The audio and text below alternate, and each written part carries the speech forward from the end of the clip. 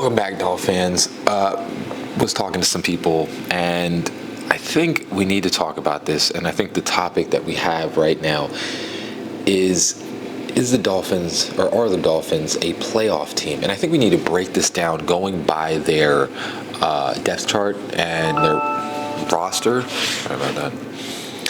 Basically, kind of maybe alleviating people for some of the things. I feel like a lot of people are down on the Dolphins, and warranted. You know, they really haven't performed the way that we've wanted them to.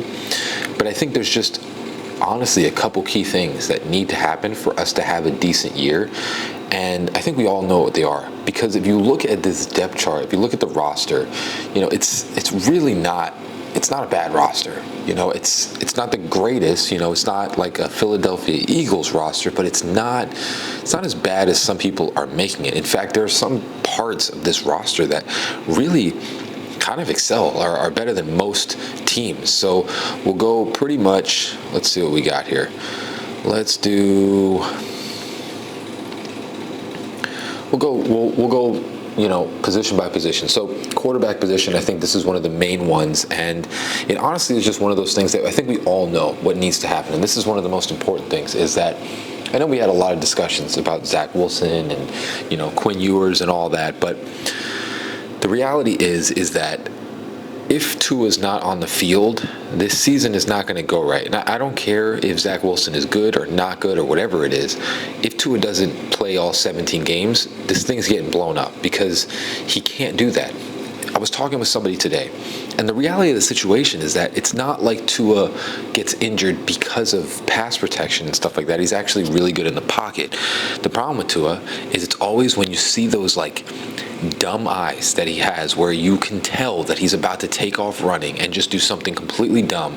At this point, I've watched Tua for so long, which is crazy, because I was watching him in Alabama, saw the hip thing, and I, you know, obviously I'm a Dolphins fan, so I've been watching him for so long that I know the exact like moment in his brain where it switches to taking off running, and I can even tell when he's about to get injured. That's how bad it is. Like, I know exactly when he's going to do his stupid thing where he takes off running and he doesn't slide and he goes into somebody.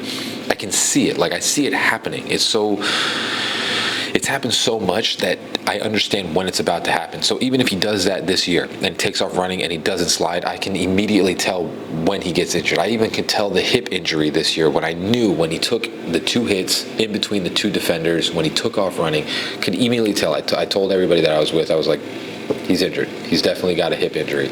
And sure enough, he did. So the whole reality of this situation is that he needs to stay healthy. I don't want Zach Wilson on the field. I don't care how good Zach Wilson does. He shouldn't be on the field this year. That's point blank, period. You know, it doesn't matter what it is. He needs to stop taking off running. He needs to just sit in the pocket.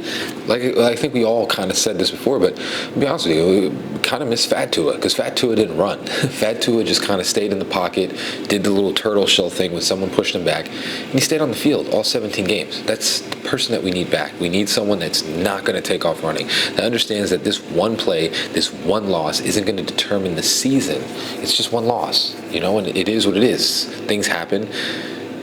You know, sometimes you lose. Sometimes you lose bad. It's just a reality of the situation. You don't need to be the MVP. Just need you on the field. So the next thing, running backs. You know, we just signed Jeff Wilson, and I think we signed the Jaguars running back, like Jermichael Hasty or something like that. He's a bigger back as well. So we're pretty good, but really what we're going into the season with is going to be Devon Achane, Ollie Gordon, and Jalen Wright, and then obviously Jeff Wilson and the other running backs. So, again, this is one of the things that I think people are not realizing, what a strength that we actually do have. You know, I think we forget, because we haven't seen Devon Achane, is that Devon Achane is a touchdown every single time he touches the ball. Like, he is the type of guy that can score a touchdown anytime he touches the ball. And people forget, you know, we have the receivers, but Devon Achane technically is a receiver. He is kind of a receiver. He caught pretty much the same amount of passes that Tyreek Hill caught last year. If I'm not mistaken, he had more. So you have a playmaker in the running back position with Devon Achane, and what you have now is you have Ollie Gordon. and obviously Jalen Wright as well. But, Jalen Wright hasn't really been performing as well. But you have Ollie Gordon that now is going to get more of that running back role, because Devon Achane, he should be used on swings and, spread type of runs where you push the line to one side or the other and he picks a hole and just darts through it and does that. He should not be running ISOs and power O's and things of that sort that, pretty much Ollie should be running. So you're probably going to have a split backfield where Devon Achane takes the swings and all that and the tosses, and Ollie Gordon runs up the middle. And even more so, it's probably, I think people are really underestimating. It's probably, I'm going to be real with you, it's probably going to be 10-20 to Ollie Gordon, Devon Achane. It's probably going to be like 10 runs for Devon Achane, because you can't be putting that dude through all that wear and tear. Probably going to be like 20 carries for Ollie Gordon, because he can do that. And you're going to see a lot more power runs. You're going to see a lot more of the ISO, that fullback type running. You're going to see that with Ollie Gordon. And I think maybe like 5 to 10 carries for Devon Achane, and also, pretty much 15 to 20 snaps as a wideout. That's what you're going to see from Devon Achane. And I think this running back room is probably the strongest that we've had for a really long time. I know Mostert was here, but you're pretty much doing the same exact thing that we did in 2023 when Mostert had all these touchdowns. You had a guy that pretty much barreled through people, and then you also had Devon Achane, who was the speedster, so you kind of have that. And I would even say even more so with Ollie Gordon, because Ollie Gordon is much more of a power runner than Mostert was. Mostert was fun to watch, but Ollie Gordon is definitely more of a power runner. He's as big as the linebackers are. He's much bigger. And I think, I'm telling you, I think this is one of the strengths of the offense. I think people are sleeping on that part. When it comes to the offense. And then we'll go to the wide receivers. Obviously, you have Tyreek Hill, Jalen Waddle, and Malik Washington. Taj Washington is going to be a sleeper. He's probably going to get the kick returns because he's so shifty. And then you got Westbrook-Ikhine and D. Eskridge. Now, let's be real with this. Again, like I said, Devon Achane probably is going to, he should be thrown into this group as well, because he's going to be taking a lot of snaps as a wideout. I can put money on it. But this year, what we have to realize is that it's not a bad thing that Tyreek Hill's not going to get as many catches, and it's not a bad thing that he's not going to get as many targets. The reason behind that is because Jalen Waddle, it's kind of like that dude that was on the team that was just freakishly athletic and kind of used that, to get open and do all that, and he did great things. But with Jalen Waddle, he's much more technical, and Tua can trust exactly where he's going to be at all times. And he doesn't have to sit there and force feed the ball to Tyreek. And I think that was really what was happening this last year. Now he has all these weapons. And, the one thing that I can see with this, and I'm going to be realistic with you, they're all like 5'10". Westbrook-Ikhine is pretty much the only one that's over 6 foot. They're all like 5'9", 5'10". But when we talk about the explosiveness, I think this is where Darren Waller is going to come in, and we'll talk about that in a second. But you're going to have much more of a Jalen Waddle show this year than you're going to have a Tyreek Hill show. And every Dolphins fan can attest to this, that there was a lot of times where it just looked like Tua was just force-feeding the ball to Tyreek Hill in between defenders like he needed to. Like he needed to give him the ball or something like that. And I think this year, with the offensive line and all of that, you're going to have a lot more where Tua just breaks down and figures out who is open. And Jalen Waddle's probably going to be the number one read on a lot of the things. And when I was watching a lot of the film last year, when I was watching film for 2 years, a lot of the time he would force feed the ball to Tyreek Hill, and I would look over to the other side, and I would see Jalen Waddle like wide open, like he didn't even look at him. And Jalen Waddle would be wide open. He would be running like Tyreek Hill would be running a streak or, something along those lines, post, corner, whatever it is. You see Jalen Waddle run like a 10 and out. He'd be wide open, like just completely wide open. But it's because they're not looking at him, because Mike McDaniel, he was kind of being a little girly boy and just letting Tyreek Hill get force-fed the ball every single game, where he would have like 15 targets and Jalen Waddle would have like 3, which is absolutely ridiculous. Like really going into here, having someone like that where it's like it's not going 10-10 or 15-10 or something like that, where it's literally like 15 and then Jalen Waddle would have like 3 targets in a game. It's wild. And I think this year it's going to be a much more even split where it'll be more like 12 targets to Waddle, 10 to, Tyreek Hill, maybe 5, 6 to Malik Washington, something along those lines, maybe like 8 to Malik Washington. It'll be much more of an even split. And I think that's going to make it better. And then we'll go to the tight end. Tight ends, this all depends on Darren Waller. That's the reality of the situation. It depends on what Darren Waller does, who he comes in as. I'm hearing he's practicing. He looks good.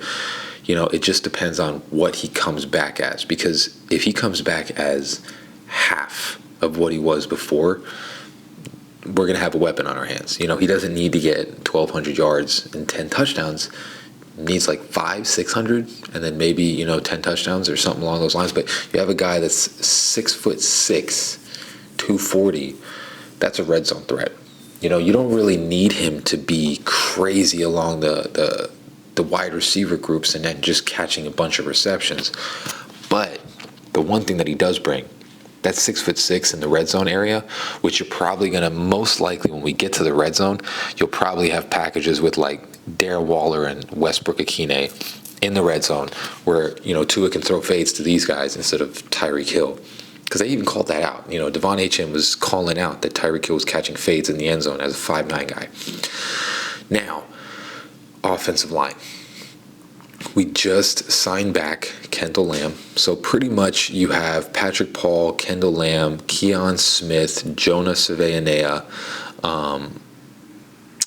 Who is it? Where are you? Aaron Brewer, Daniel Brunskill, James Daniels, Austin Jackson, and I think that is it. And then obviously Andrew Meyer and Liam Eichenberg as your backups. I think I'm forgetting somebody. Oh, Larry Borum. That's why I'm forgetting him, because it's Larry Borum. This is the one thing that scares me. Not because the starting offensive line. The starting offensive line looks great. It's the backups. And as a Dolphins fan, I've seen this offensive line get tore up every single season, where they basically start out with 5 legit starters, and then, last year was an anomaly because they just got the worst offensive line in the league. But you start out with like 5 starters, and then you end up with like 2 at the end of all of it. So this is the one thing that scares me, and I think obviously the preseason we didn't look good, but it was mostly because Larry Borum was just not playing well, and it was just kind of screwing with James Daniels. If you want to check that out, there's a membership video kind of showcasing this, but at the end of the day, the backups, they're going to be important because offensive linemen, they go down for couples of games. And, the one thing that I can attest to is that when it comes to center, Andrew Meyer looked great. Liam Eichenberg, he can be in the game for a couple games. He's not a starter, but he can definitely be a serviceable backup.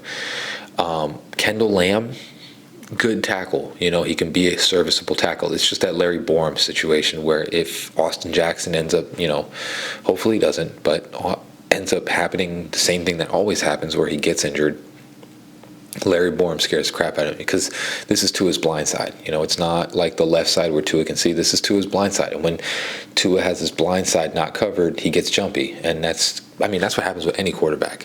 Your blind side's letting things go, you get jumpy and you're going to get hit. So that's the one thing that kind of scares me with that. But other than that, the offensive line looks good. It's pretty legit. And that's pretty much for the offense. We'll go to the defense.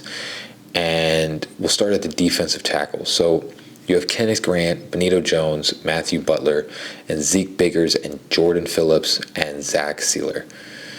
I think this is one of our best position groups, besides linebacker, obviously. But Jordan Phillips looks like a stud. He looks like, I don't know what to tell you. He looks like a complete diamond in the rough.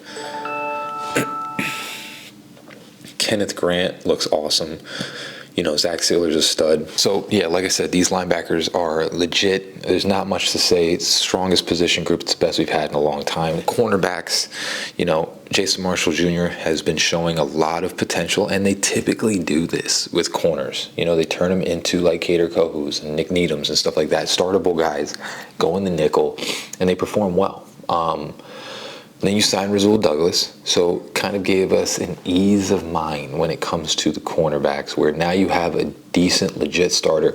I know he didn't have a good year last year with the Bills, but you come into this scheme, it's going to make it a lot easier on the corners because of the pass rush. So he doesn't need to be, the Green Bay Rasul Douglas. He just needs to be someone that can stand in front of the wide receiver for long enough to let the pass rush get there. You got Storm Duck, who I'm hearing he's having a great camp. He had a great camp. Time will tell. He's one of those that we just have to see what he does against, legit competition. Jack Jones is one of those guys that... What is going on here? Who's blowing me up? He's one of those guys that is pretty much... could be a diamond in the rough or could be, a waste of time. It's one or the other. He's got a bunch of talent. He's a ball hawk. We'll see what happens throughout the season, because I think around week 10, we'll see where he's at, because, we're still trying to evaluate talent on this cornerback position on who's going to be starting. So we'll see who the starting lineup is. I mean, what we're assuming is it's Rasul, Duck, and Jason Marshall, but could also be, Storm, Jack, and, Jason Marshall, or, Rasul, Storm, and Jack Jones. You never know. But like I said, kind of eased my mind about this cornerback room, because Rasul Douglas is a very good, highly touted veteran. They're all big, 6'2", 6'3", and then you got Juju Brents as well. Ethan Bonner will come back. But I'm all right with it. I'm okay with it. And then, you got the safeties, Minkah Fitzpatrick and Melifonwu. I know Melifonwu didn't show too much, but I think Ashton Davis, he's coming back. He had a good practice. I'm hearing, some decent things. I don't know who's going to start, honestly, behind Minkah. I was thinking it was Melifonwu, but we'll see how Ashton Davis, he's a ball hawk. So it would always be nice to have someone that could get their hands on the ball and turn into turnovers. So we'll see who they have starting. But, Dante Trader, Melifonwu, Minkah Fitzpatrick, Ashton Davis, and Elijah Campbell. Very solid group. Minkah is going to hold it down. He's going to hold the fort down. He's going to be, Minkah. And it's just up to Ashton or Melifonwu, whoever is starting, to play at a decent level so that there isn't a fall off on the other side. And if we can kind of put all these things together, ladies and gentlemen, I know we have some iffy parts. There was no way we were going to fill all the holes this year. There was no way we were going to do that. We didn't have enough cap space. We still have most of the players under contract, but this is a good start, so that if we do well this coming year, you're pretty much going to offload Tyreek Hill. You're probably going to offload Bradley Chubb. You could probably even keep Bradley Chubb. I don't know if we would, but let's see, how old is Chubb? He is 29, so you can even consider keeping him. Oh my goodness, what is going on right now? But at the end of the day, this roster can do something. It can be well. It can be a 10-win team. It just depends if Tua stays healthy. That's the whole legit point of it. If he just decides to not do those stupid runs like he always does, this team can be a playoff team. I don't think it's as bad as people are making it. But, it's only time will tell. Got like a week and a half till kickoff. Time will tell. But I think this roster is much better than what people are making it out to be. I think a lot of people are just down on the Dolphins to be down on the Dolphins, and we'll see what happens. Maybe I eat my words. I don't know. Maybe you guys are right. We'll see what happens. I'm tempering my expectations as well, but I'm also trying to show you that this team is definitely a lot better than what people are making it. Comment down below. Let me know what you guys think about this video. And again, the film studies, can't be doing them because they're demonetizing them on YouTube, so they'll be on the membership, $8 a month. If you want to support the channel, literally like 10 cents a day or something along those lines, join the membership. You'll be getting all sorts of film studies and film breakdowns, so that it can be fun to watch and then be a bunch of extra content, and you just support the channel if you enjoy the channel. So love you guys always. Praise God, love God. He's great all the time. Fins up, baby. Peace.